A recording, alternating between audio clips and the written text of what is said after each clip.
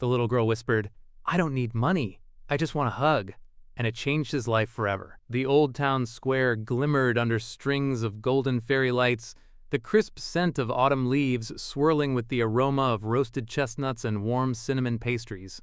Children darted between market stalls, laughter echoing off cobblestone streets, while musicians played soft tunes on acoustic guitars. Lucas Bennett stood still amid it all, sharply out of place in his tailored gray overcoat and polished leather boots. At 38, he was a man of precision, an award-winning architect, obsessed with structure and symmetry, both in buildings and in life. But tonight, after another endless design meeting and a hollow meal eaten alone, he craved something unexplainable, something unstructured, something warm. He stopped at a small cupcake stand tucked beside an antique bookstore. The vendor, an elderly man with kind eyes, nodded and began boxing a vanilla cupcake without a word. Lucas handed over a note absent-mindedly, but before he could take the box, a small shadow moved into his peripheral vision. She couldn't have been more than 6 years old. A tiny girl with wild chestnut curls that tumbled over her shoulders, a faded yellow hoodie 2 sizes too big, and scuffed sneakers that didn't match. Her wide brown eyes fixed on Lucas, not with fear, not even curiosity, but with something deeper. Lucas crouched down instinctively, adjusting his scarf. "Hey there," he said softly. "Do you need something?" He reached into his wallet, pulling out a few crisp bills. But the girl shook her head. She didn't even glance at the money. Her voice was small but clear, carrying above the hum of the market. "I don't want money," she said. "I just want a hug." Lucas blinked, taken aback. "A hug?" he repeated quietly, lowering his hand. The little girl nodded, hugging her own arms around her thin frame. "Like the kind daddies give their kids. I don't know what that feels like." Something sharp and uninvited tightened in Lucas's chest. For a moment, the world around them dulled. The music faded, footsteps softened.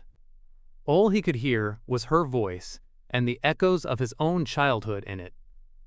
He remembered being her age, waiting outside a grand house with cold stone walls. His father had been away on another business trip, too busy for birthdays, too important for bedtime stories, never once offering a simple embrace. Lucas knelt lower and opened his arms without thinking.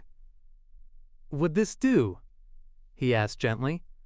The little girl stepped in without hesitation, her arms looped around his neck, small and warm, and somehow she felt weightless, though the ache in his chest grew heavier with every second. He held her, not politely, not briefly, but fully, as if, deep down, he had needed this hug as much as she did. "Nanak." Then, a voice called out from behind them, sharp yet calm. "Mia?" Lucas looked up, still kneeling.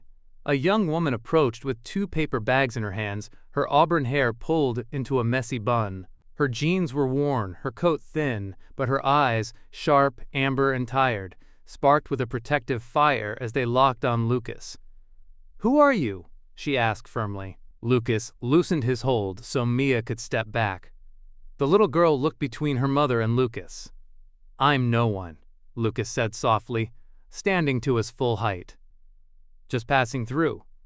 The woman studied him, cautious but not panicked. Mia, still holding his hand, smiled up at him. "Thank you, mister." Lucas offered a faint smile. "Take care, Mia." As he turned and walked away into the golden lights of the square, Lucas didn't know why his chest ached or why her tiny voice wouldn't leave his mind. But he knew one thing for certain: something had shifted inside him. Lucas Bennett stared out the window of his taxi as the Manhattan skyline blurred past. The lights looked colder tonight, the glass towers distant. Back in his penthouse, he set the vanilla cupcake on the counter and stood still. The silence felt heavier than usual. "I don't want money, I just want a hug." Mia's voice echoed in his mind. She couldn't have been more than 6, but her words had cut through walls Lucas spent years building. He thought of his own father, always traveling, always building empires. Lucas had grown up with everything except the one thing that mattered: presents. He opened his phone and stared at his packed calendar. Then, on impulse, he deleted tomorrow's dinner meeting. For the first time in years, he felt a pull. Soft, unfamiliar, longing taxits. The next evening found him back at the old town square. He told himself it was for the fresh air, the lights, maybe the music. But deep down he knew the truth. Maya. He spotted her instantly.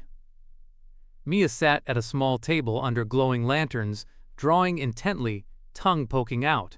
Beside her, the woman from last night, her mother, was arranging handmade journals and bracelets. Lucas hesitated. Then he walked over. "Hi," he said gently. Mia's head snapped up. Her face lit up. "It's the cupcake man," she squealed.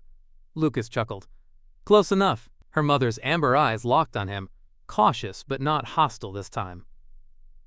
Lucas picked up a bracelet, sky blue with silver threads. "How much?" $5, she said quietly. He handed her a 10 and waved away the change. "Mommy, can I show him my picture?" Mia asked. Her mother nodded reluctantly. Mia spun her notepad around, revealing a crayon drawing of 3 stick figures under a bright sun.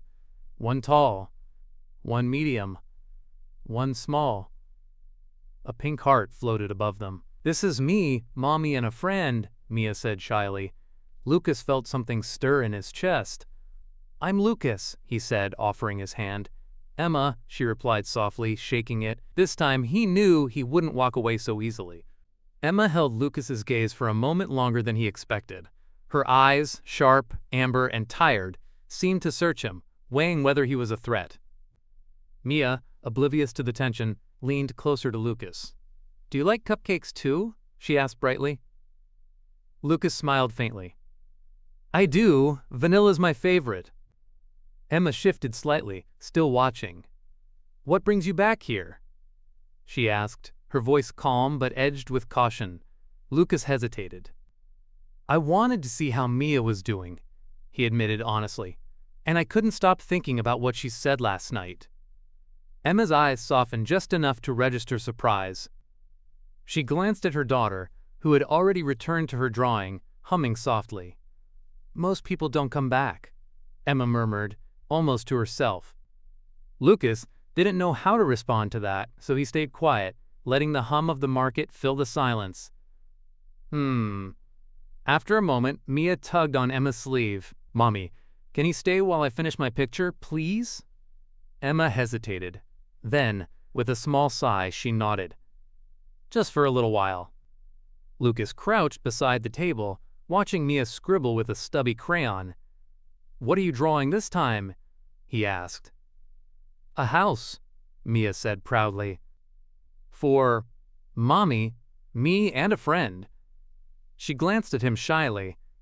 Lucas felt something shift deep in his chest, the same ache that had unsettled him all night. Emma straightened a stack of journals, her hands moving with quiet precision. Lucas noticed how rough her fingers looked, strong but tired, like someone used to doing everything herself. "You make these?" he asked, touching a journal. "I do," Emma said simply. "It's what keeps us going." Lucas nodded slowly. He wasn't sure why he felt drawn to stay, but he knew he didn't want to leave yet. As the lantern swayed gently overhead, he realized he hadn't felt this grounded in years. The market had thinned out, lantern lights swaying in the cool night air. Emma packed up her small table while Mia clutched her, drawing tightly, glancing now and then at Lucas as if afraid he might disappear. Lucas handed Emma the bracelet he'd purchased earlier. "It's beautiful work. You're very talented," he said sincerely. Emma gave a small nod. "Thank you." Her tone was polite, but cautious, like someone not used to compliments without strings attached. Lucas crouched down to Mia's level again. "Here," he said softly, offering the untouched cupcake from the night before. "I think this was meant for you." Mia's eyes widened. "Vanilla," she said, hugging the box like treasure. "Thank you, Mr. Lucas." Lucas smiled faintly. "Mr. Lucas." He liked how it sounded coming from her. Emma pulled her coat tighter around her shoulders. "It's late," she murmured, glancing at her daughter. "We should get home." Lucas nodded. "Of course." As they turned to leave, Mia looked back over her shoulder.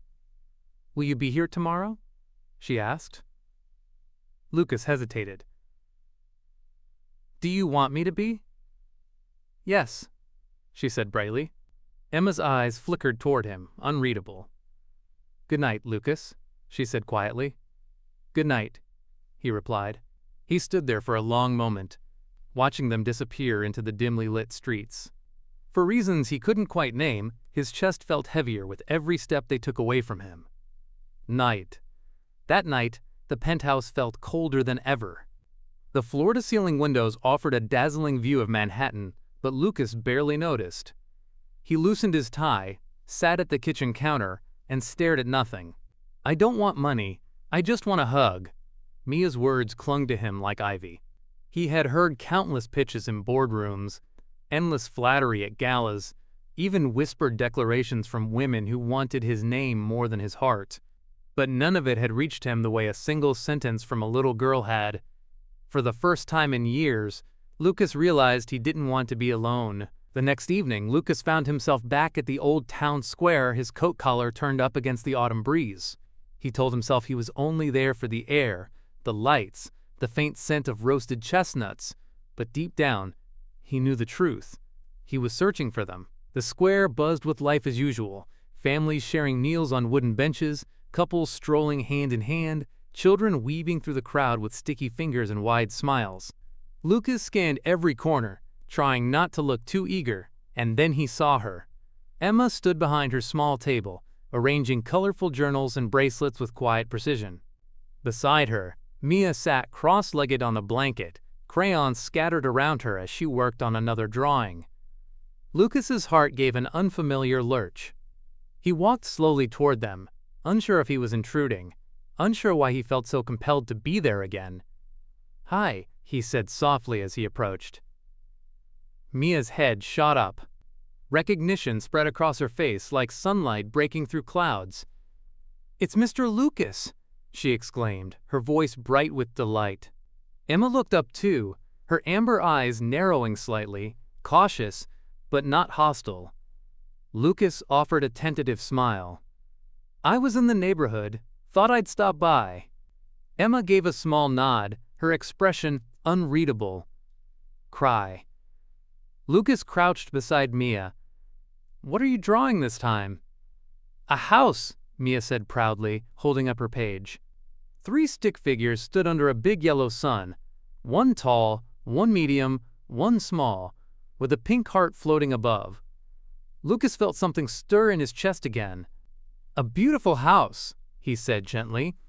Emma adjusted a bracelet on the table, her hands moving with practiced calm. You didn't have to come back, she said quietly. I know, Lucas replied, but I wanted to. For a moment, Emma said nothing.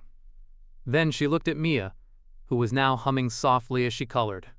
You can stay for a bit, Emma said finally. If you'd like. Lucas nodded, feeling a warmth spread through him that had nothing to do with the lantern light above. For the first time in years, he felt he might belong somewhere. How are you feeling about the story so far? I'd really love to know what you think. Did it touch your heart or maybe remind you of something from your own life? Let me know your thoughts in the comments. And while you're at it, tell me, where in the world are you listening from? I'd love to see how far this story travels. The lanterns above swayed gently as a cool breeze passed through the square. Lucas stood by Emma's table, his hands tucked into his coat pockets, watching Mia hum softly as she drew. He reached for one of the journals. Its cover was stitched with wildflowers, each petal carefully embroidered in muted tones. These are beautiful, he said softly. You made them all? Emma nodded, still focused on rearranging her display. Every stitch, she replied. Lucas ran his fingers over the fabric. You're very talented. Emma's eyes flicked up briefly. It's how I make ends meet, she said plainly. Some nights I work at the diner too. This keeps us going. Lucas wanted to ask more, but sensed she wasn't used to people prying. So he simply nodded. It's impressive. The craftsmanship, the patience it must take. Emma gave a small shrug. You get used to it. They stood in silence for a moment. Lucas noticed how strong her hands looked, calloused from work, yet gentle as she adjusted a bracelet Mia had been playing with. Mia held up her drawing suddenly. "Look," she said brightly. The page showed 3 figures under a big yellow sun, one tall, one medium, and one small. Above them floated a pink heart. "This is me, Mommy, and a friend," Mia said shyly, glancing at Lucas. Lucas felt his throat tighten. "I'm honored," he said quietly. Emma glanced at him, her guarded expression softening just a little. "Do you like drawing, Mia?" Lucas asked. "I love it," Mia said proudly. "Mommy used to draw too. She wanted to make books for kids, but—" "Mia," Emma interrupted gently, "let's not chatter too much." Lucas looked at her, curious, but didn't push. He sensed there was more to her story. Something heavy, unspoken. "Do you still draw?" he asked Emma softly. Emma shook her head. "Not anymore." Her voice was calm, but carried a quiet ache Lucas couldn't ignore. As the night deepened, the market began to thin out. Lucas glanced at his watch reluctantly. "I should let you both go home," he said. Mia pouted. "Will you come back?" Lucas hesitated, then smiled faintly. "If it's okay with your mom." Emma hesitated too, then nodded once.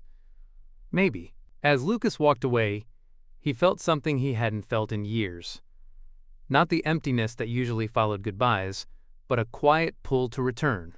The weeks passed like pages turning in a quiet book. Lucas kept coming back to the square, first on weekends, then on quiet weekdays too. Always to the same table, always with the same intent. Each time he brought something small, a bag of fresh fruit, a box of colored pencils for Mia, or a warm coffee for Emma.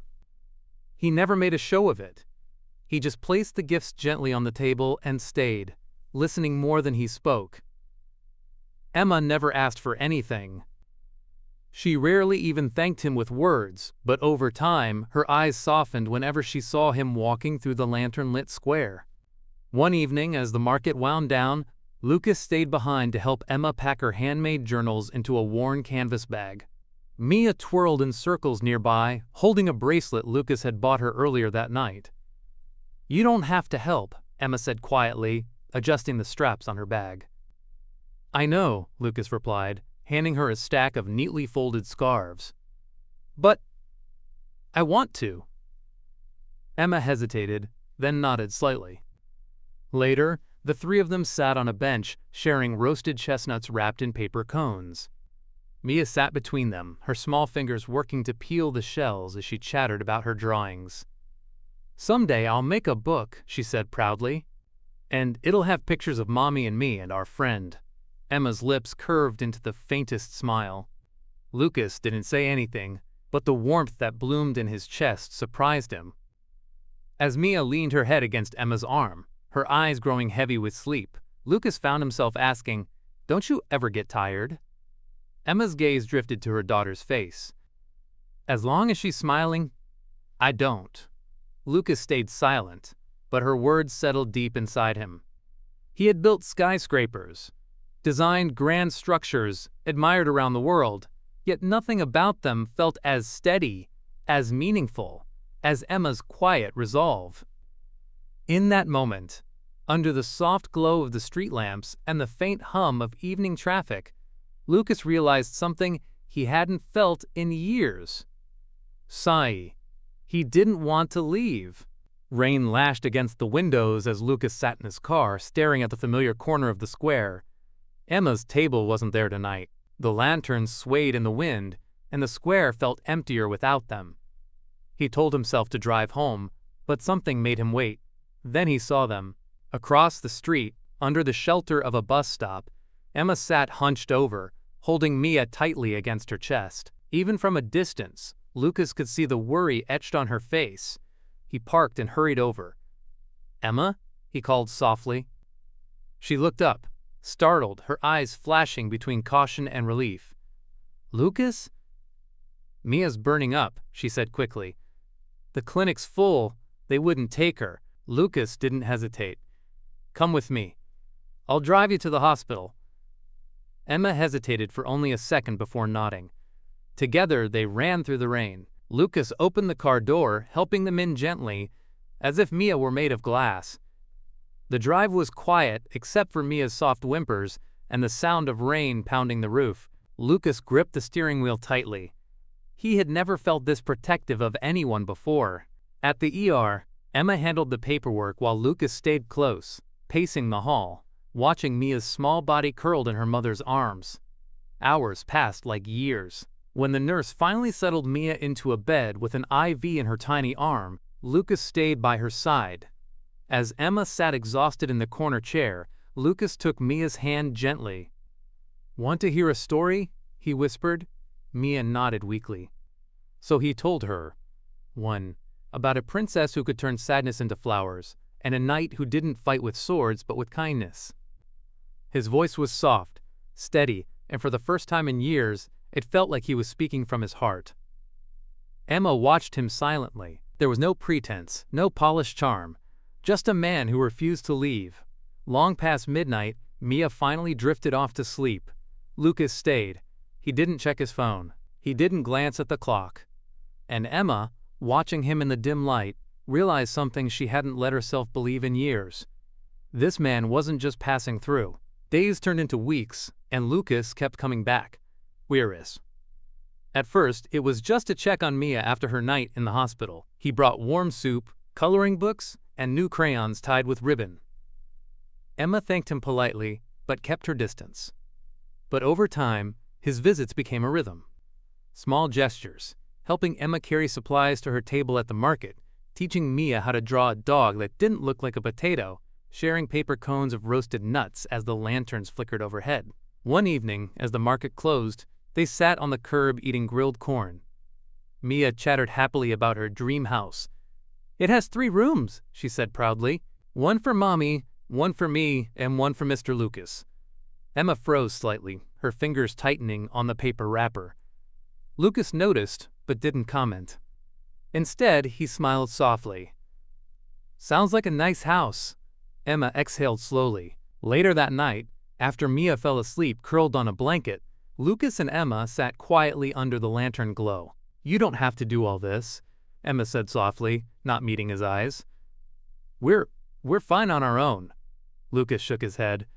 "I know. But I'm not here because you need me. I'm here because I want to be."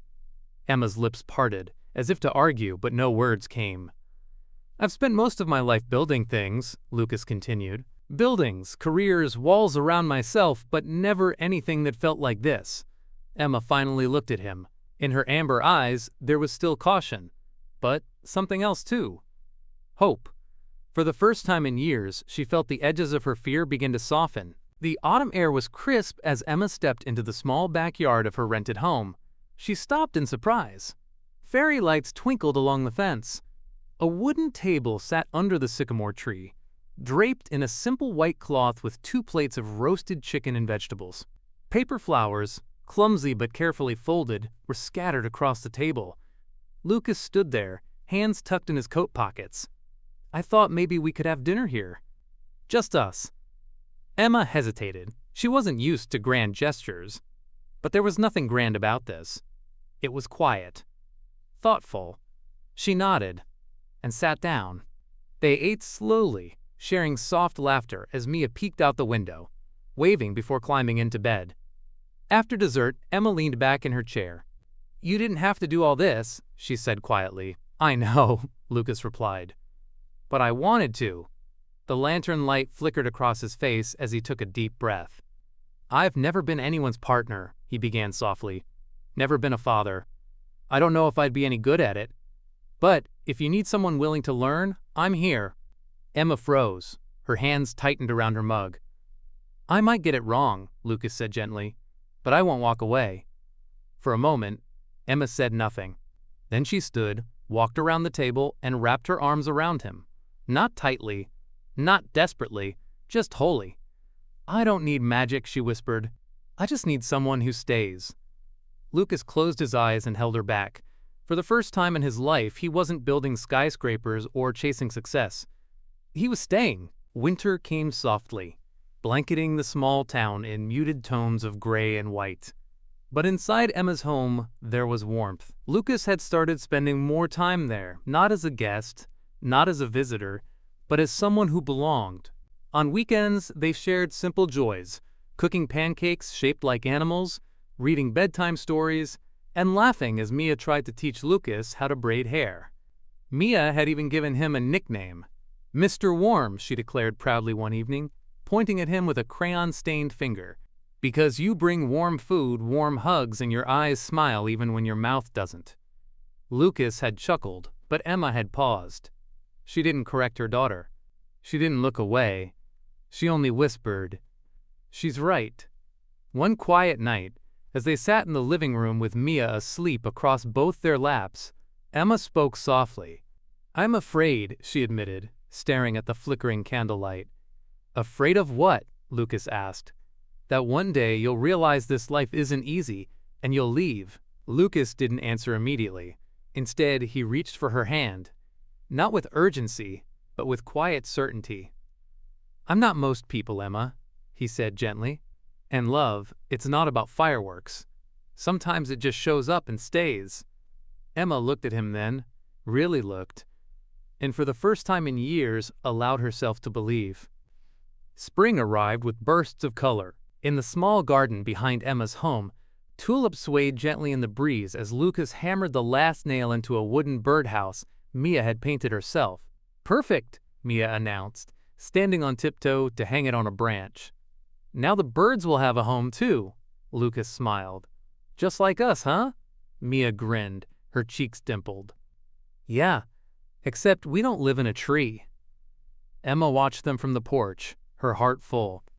For months now, Lucas had become part of their every day, not just as a visitor, but as someone steady, someone who stayed. On Mia's 7th birthday, they held a small party in the backyard. Friends from the neighborhood gathered, balloons swaying on the fence posts, and a cake shaped like a giant crayon box sat on the table. When it was time for Mia to speak, she climbed onto a little stool, her paper crown slightly crooked. "A long time ago," she began, "I didn't have a daddy. I used to watch other kids get hugs before school and pretend I didn't care. But then, one night, I met someone." She looked at Lucas, her eyes shining. "I asked him for one hug, just one, but he gave me more. He gave me hugs that don't let go. And now," her voice wavered, but her smile stayed bright, "I have a daddy." The yard fell silent for a heartbeat before applause and laughter erupted. Emma's eyes brimmed with tears as she reached for Lucas's hand, squeezing it tightly. Lucas lifted Mia off the stool and hugged her close. Then he pulled Emma into the circle too, holding them both under the fading golden light. It wasn't fireworks. It wasn't magic. It was something better. Was play. It was real. If this story moved you, reminded you that healing is real, or renewed your belief in second chances, we invite you to subscribe to Healing Stories. Here, we share real-life journeys of strength, love, and hope. Stories that speak straight to the soul. Thank you for being here. And always remember, no matter how far you fall, there's always a way back to the light. Where are you watching from? Drop a comment below and let us know.